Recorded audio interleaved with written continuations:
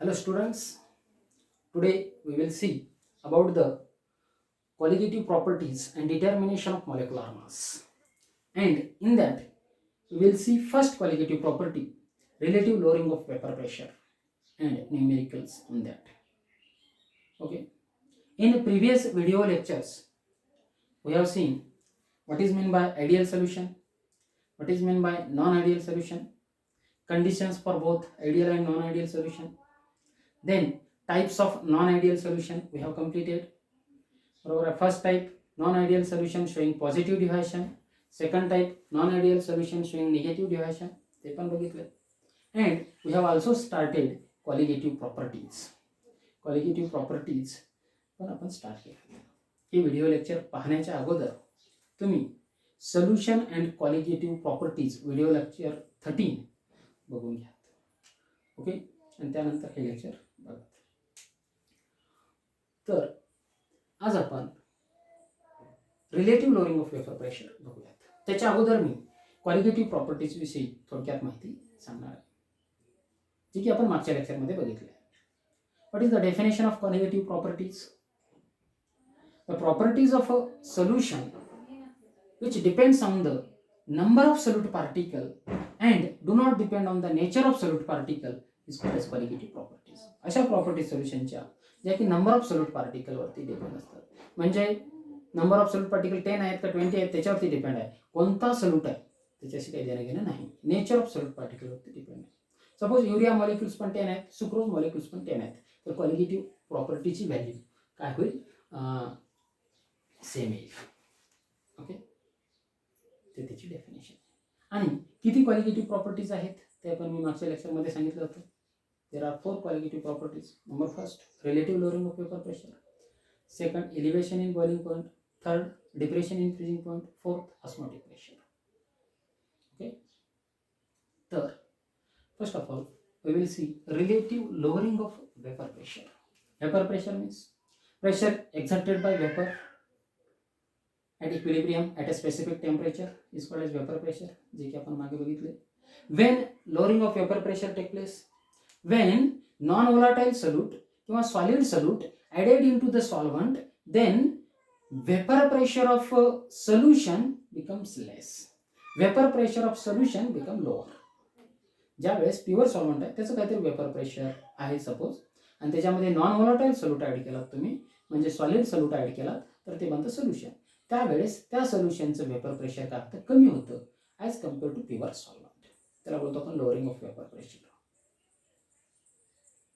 आणि ते आपण बघूयात. Okay. Relative lowering of vapour pressure. त्यावेळेस आपण एक पॉईंट घेतलाय मागच्या व्हिडिओ लेक्चरमध्ये बघा, vapour pressure of solid in liquid solution and Raoult's law. त्यामध्ये आपण इथपर्यंत आलो होतो. Relative lowering of vapour pressure P0 minus PS upon P0 is equal to X2. Okay. आता इथं P0 मीन्स वॉट, किंवा इथं P01 लिहिला तरी चालेल. 1 मीन्स सॉल्व्हंटसाठी ते P01 vapour pressure of pure solvent. Vapour pressure of pure solvent. PS म्हणजे काय? Vapour pressure of solution. PS म्हणजे काय आहे? Vapour pressure of solution. आणि X2 काय? मोल फ्रॅक्शन ऑफ सोल्यूट. X2 काय? मोल फ्रॅक्शन ऑफ सोल्यूट. मोल फ्रॅक्शन ऑफ सोल्यूट. ओके. हे आलं होतं त्यावेळेस. म्हणजे when we add a solid किंवा non volatile solute into the liquid solvent, then its vapor pressure decreases. का डिक्रीज होतं त्याचं रिझन आपण मागच्या ह्याच्यात बघितलंय. मग वेपर प्रेशर डिक्रीज होतं तर ते कशाच्या बरोबर असतं? Is equal to X2. Okay. Relative lowering of vapour pressure P01 minus PS upon P01 is equal to X2. मग याच्यावरनं आता आपण पुढे बघूयात. This is the relative lowering of vapour pressure is equal to X2. Then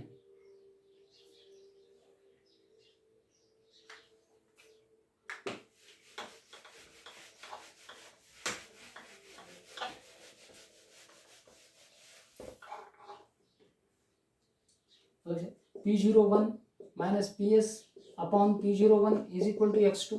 मग आता x2 mole fraction of solute आहे. Okay, तर mole fraction of solute x2 बरोबर काय लिहिता येतं आपल्याला, N2 upon N1 plus N2 लिहिता येतं, बरोबर आहे. म्हणून P01 minus PS upon P01 is equal to N2 upon N1 plus N2 लिहिता येईल. Okay, N1 plus N2. मग आता इथे N2 काय, number of mole of solute, 2 आपण सोल्यूटसाठी कन्सिडर करतो. N1 काय, number of moles of solvent. Okay, मग आता या रिलेटिव्ह लोअरिंग ऑफ वेपर प्रेशरच्या इक्वेशन पासून आपण मोलार मास काढू शकतो.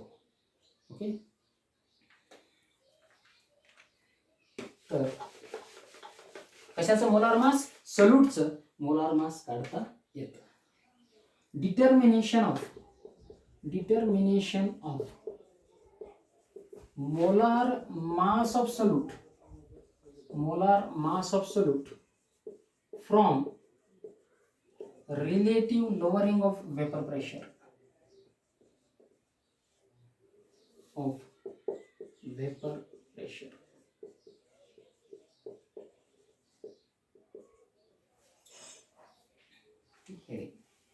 ओके, याच्यामध्ये पाहतो आता आपलं इक्वेशन काय होतं, रिलेटिव्ह लोअरिंग ऑफ वेपर प्रेशरचं. त्याच्यापासून आपल्याला मोलार मास काढता येतं. त्याच्यासाठीचं अगोदर इक्वेशन आपण तयार करूयात, नंतर न्यूमेरिकल घेऊयात. Okay, then first one P01 minus PS upon P01 is equal to N2 upon N1 plus N2. But for dilute solution और very dilute solution N2 is, dilute solution मध्ये सॉल्यूट किती असतो, खूप कमी आहे. समजा 0.005 मोलार HCl सोल्यूशन किंवा कुठलंही सोल्यूशन असेल, डायल्यूट सोल्यूशन आहे, तर त्यामध्ये सॉल्यूट खूप कमी असतो. आणि N1 आणि N1 प्लस N2 मध्ये ॲज कम्पेअर टू N2 किती असतो, खूप कमी असतो. म्हणून for dilute solution N2 is very less than N1. Therefore N2 is neglected. इथं या दोन्हीच्या सम मध्ये N2 आपण काय करतो, निग्लेक्ट करतो. मग काय होईल, N2 जर निग्लेक्ट केला तर P01 minus PS upon P01 is equal to N2 upon N1. ते N2 काढून टाकलं, N2 अपॉन N1. ओके, मग for number of moles of solute साठीचा नंबर ऑफ मोल काढण्यासाठीचा फॉर्म्युला काय आहे, N2 is equal to W2 upon M2 given mass upon molecular mass, number of mole काढण्यासाठी. Okay, number of mole of solute is equal to given mass of solute upon molecular mass of solute. N1 बरोबर काय, W1 upon M1 म्हणजे number of mole of solvent is equal to given mass of solvent upon molecular mass of solvent. हे त्याच्यामध्ये ठेवा. ठेवल्यानंतर काय येईल आपण बघूया. Okay, P01 minus PS upon P01 is equal to W2 upon M2 upon W1 upon M1. Okay, याला पुन्हा वरती नेलं तर जो डिनॉमिनेटर आहे तो न्यूमरेटरला जाईल आणि जो न्यूमरेटर आहे तो डिनॉमिनेटरला येईल. म्हणून P01 minus PS upon P01 is equal to W2 upon M2 हा वरती गेला M1 अपॉन W1. म्हणजे त्याच्यासाठीचा फॉर्म्युला काय होईल, P01 minus PS upon P01 is equal to W2 into M1 upon M2 into W1. Okay, this is the formula to determination of a molecular mass of solute M2 from relative lowering of vapor pressure. Okay, यालाच पुन्हा कसं लिहिता येतं, हे P01 minus PS म्हणजे lowering of vapour pressure, त्याला delta P लिहू शकतो आपण. Delta P upon P01 is equal to W2 into M1 upon M2 into W1. आपण delta P means lowering of vapour pressure. Vapour pressure of pure solvent minus vapour pressure of solution, ते काय होईल, lowering of vapour pressure येईल त्याच्यापासून. मग याच्यामध्ये बघा, तुम्ही लिहून घ्या, मी सांगतोय. P01 काय आहे, vapour pressure of pure solvent. PS काय, वेपर प्रेशर ऑफ सोल्युशन. आलं लक्षात. W2 काय, given mass of solute. W1 काय, given mass of solvent. M2 काय, molecular mass of solute. M1 काय, molecular mass of solvent. Okay, तुम्हाला इथे M2 काढायला विचारतात, बाकी सगळं दिलेलं असतं. ओके, इथपर्यंत आलं लक्षात. याच्यावरती आपण एक न्यूमेरिकल घेऊयात. बघा, हा न्यूमेरिकल वाचत अगोदर आणि गिव्हन लिहून घ्या. न्यूमेरिकल काय, the vapour pressure of 5% W/W म्हणजे mass by mass aqueous solution of a non-volatile organic substance at 373 Kelvin is 745 mm of Hg. Calculate the molar mass of solute. म्हणजे तुम्हाला सोल्युशनचं वेपर प्रेशर दिले, किती 5% aqueous solution आहे, म्हणजे solvent काय असणार आहे, तर वॉटर. एक फिक्स झालं. 5% म्हणजे काय असतं ते पण तुम्हाला ओळखता आलं पाहिजे. ज्याला पर्सेंटेज बाय मास कळले त्याला लगेच कळेल. 5% ॲक्वियस सोल्युशन म्हणजे सोल्यूट किती आहे, mass of solute is equal to 5 gram. बरोबर आहे. म्हणजे 5%चा अर्थ काय होतो, 5 gram in 100 gram solution. Mass of solute 5 gram आणि mass of solvent is equal to 95 gram. Okay, या दोन गोष्टी आल्या. सॉल्व्हंट कोणता आहे, वॉटर. म्हणून वॉटरचं मोलार मास पण तुम्हाला माहिती आहे. मॉलिक्युलर मास ऑफ सॉल्व्हंट और मोलार मास ऑफ सॉल्व्हंट किती आहे, 18 ग्रॅम पर मोल. 18 ग्रॅम पर मोल वॉटरचं मोलार मास तुम्हाला माहिती आहे. आता काय दिले, टेम्परेचर दिले 373 kelvin at a specific temperature असतं म्हणून त्याची काही गरज नाही. आणि सोल्युशनचं वेपर प्रेशर दिले, सॉल्व्हंटचं वेपर प्रेशर दिलं नाही, प्युअर सॉल्व्हंटचं. पण 373 म्हणजे 100 डिग्री सेल्सिअस. 373 केल्विन म्हणजे 100 डिग्री सेल्सिअस. 100 डिग्री सेल्सिअसला प्युअर वॉटरचं वेपर प्रेशर 1 ॲटमॉस्फिअर असतं, ॲटमॉस्फिअरिक प्रेशर इतकं असतं. म्हणून 100 डिग्री सेल्सिअसला काय होतं, वॉटर बॉईल होतं. आणि 1 ॲटमॉस्फिअर म्हणजे किती mm of Hg, 760 mm of Hg. म्हणजे इथे करतो, म्हणजे याचा अर्थ काय होतोय की प्युअर वॉटरमध्ये P01 is equal to 760 mm of Hg. 100 degree सेल्सिअसला प्युअर वॉटरचं वेपर प्रेशर किती असतं, 1 ॲटमॉस्फिअर म्हणजे 760. आणि PS vapour pressure of solution at 100 degree Celsius, जेव्हा नॉन व्होलाटाईल सोल्यूट ॲड केलं तेव्हा किती होतं, 740 mm ऑफ Hg. ओके, ते पण आलं. आणि काढायला काय सांगितलं तुम्हाला, calculate the molar mass of solute म्हणजे M2 फाइंड आउट करायला सांगितलं. ठीक, डायरेक्ट आहे. बघा, फॉर्म्युला ठेवून मला काढता येईल. हे झाले तुमचे गिव्हन.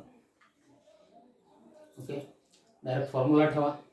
काय फॉर्म्युला आहे, P01 minus PS upon P01 is equal to W2 into M1 upon M2 into W1. आता व्हॅल्यूज ठेवात. P01 हे थोडं लक्षात ठेवा, इकडे 5 आणि 95. ओके, P01 किती आहे, 760 mm of Hg. Vapour pressure of solution at 373 केल्विनला किती आहे, 745 mm ऑफ Hg. हे P01 किती आहे, 760 is equal to W2 mass of solute किती होतं, 5 ग्रॅम. आणि M1 म्हणजे काय, molar mass of solvent water आहे, त्याचं मोलार मास 18. M2 तुम्हाला फाइंड आउट करायचं आहे. W1 मास ऑफ सॉल्व्हंट किती होतं, 95. ओके, या तुमचे व्हॅल्यू तिथे ठेवलेल्या आहेत. ओके, दिसतंय. व्हिडिओ पॉज करून लिहित चला म्हणजे लक्षात येतं. नेक्स्ट पुन्हा याचं कॅल्क्युलेशन केलं. 760 मायनस 745 किती राहील, 15 upon 760 is equal to 18 5 90 upon M2 into 95. बरोबर. मग आता हा M2 आपल्याला वरती न्यायचा आहे का, मोलार मास ऑफ सोल्यूट काढायचे. M2 इकडे आणला, वरती आला न्यूमेरेटरला. हे सगळ्या व्हॅल्यू तिकडे घेऊयात आपण. तिकडे घेत असताना M2 इज इक्वल टू काय होईल, हे M2 is equal to 90 into 760 upon 95 into 15. Okay, असं आहे. M2 या साईडला आलं, वरती गेलं, हे 15 डिनॉमिनेटरला गेलं, हे 760 वरती न्यूमरेटरला गेलं. तर 15 1 15, 15 6 90, एक झालं. M2 is equal to 6 into 760 upon 95. 95ला 5 ने जाऊ शकतो, डिवाइड होतं. 5 1 5, 4 उरले 45 झाले. 5 9 45, इथं 5 1 5, 2 उरले 26 झाले. 5 5 25, 1 उरला 10 झाले. 5 2 10. ओके, म्हणजे किती झालं तुमचं हे? M2 is equal to 6 into 152 upon 19. म्हणजे किती होईल ते? 6 2 12, 1 आले. 6 5 30 and 1 31, 3 आले. 6 1 6 and 3 9 अपॉन 90. किती होईल हे? 19 4 76, 19 4 76 उरले किती? 14 15 उरले, 152 झाले. 19 8 152, म्हणजे M2 इज इक्वल टू 48. काय आहे? मोलार मास ऑफ सोल्यूट आहे, आणि त्याचं युनिट काय आहे? ग्रॅम पर मोल. ग्रॅम पर मोल म्हणजे relative lowering of vapour pressure पासून आपण काय काढलं? मोलार मास ऑफ सोल्यूट काढलं. म्हणजे क्वालिटेटिव्ह प्रॉपर्टीची व्हॅल्यू दिल्यानंतर आपण सोल्यूटचं मोलार मास काढू शकतो. अशा प्रकारचे न्यूमेरिकल बरेचसे तुमच्या बुकमध्ये आहेत, ते सॉल्व करा. मी आता एक न्यूमेरिकल तुम्हाला घरी सॉल्व करायला देणार आहे, त्याचा आन्सर मला तुम्ही कॉमेंटमध्ये कळवा. ओके,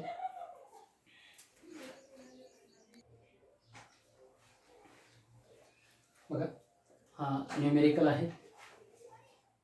न्यूमेरिकल वाचत आणि सॉल्व करण्याचा प्रयत्न करा. मी एकदा वाचून दाखवतो. कुठलं वर्ड ओळखायला नाही आलं किंवा क्लिअर दिसत नसेल तर तुम्हाला त्याच्यासाठी हेल्प होईल. वाचल्यानंतर तुम्ही ऐकून लिहू शकाल. बघा काय numerical. The vapour pressure of pure benzene at a certain temperature is 0.850 bar. किती आहे? 0.850 बार. कशाचं वेपर प्रेशर आहे? प्युअर बेंझिनचं, म्हणजे प्युअर सॉल्व्हंटचं आहे.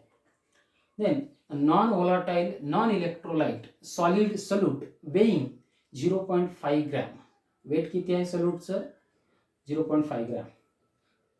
Is added to 39 gram of benzene. Benzene काय तर सॉल्व्हंट, त्याचं वेट किती आहे? 39 gram. Molar mass of benzene is 78 gram per mole. Then vapour pressure of solution is 0.845 bar. सोल्युशनचं वेपर प्रेशर किती झालं ॲड केल्यानंतर? 0.845 bar. Full stop. What is the molar mass of solid substance, म्हणजेच solute. Molar mass of solute तुम्हाला काढायचं आहे. Okay, आणि numerical solve करा आणि आन्सर आलेलं आहे मला व्हॉट्सअपवरती शेअर करा किंवा कॉमेंटमध्ये. Okay, next qualitative property, elevation in boiling point, will see in next